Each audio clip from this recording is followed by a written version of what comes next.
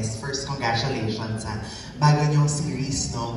Kanina naman na-ask naman na yung reunion. Pero, how was it the first time you saw each other on the set and you found out that you are working together after 20 years? Plus 10. 20. How was it? Yung first day sa set namin. Sa totoo may ilangan. Ako medyo naiilang ako kasi we had to do scenes na dapat kami nasa relationship na kami. So parang at first medyo mahirap siya kasi syempre kailangan yung muna makilala ulit yung isa't isa. But then we're professional actors, so we got over that easily. We had to make the scene work. But I just feel na nakakatulong din yun. Kasi, yun nga, sabi ko kanina, may sense of parang him being familiar to me.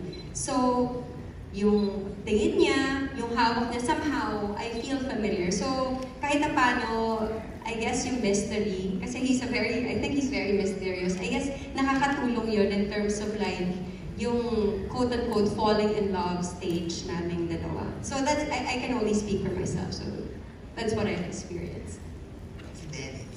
Ayun, siguro hindi mawawala yung ilang talaga. Pero ako, nung first day talaga, sobrang nervous ko rin, sobrang kapa ko. Nasa starstruck ako every time ka-eksena ko siya. Kaya pag nasa taping ako, sinecheck ko yung breakdown, gano'ng karami yung eksena namin ni Bea. Kasi ibig sabihin talagang kailangan kong galingan dun sa eksena na yun. Galing kaya siya lagi. Dahil syempre Bea Alonzo, box office queen.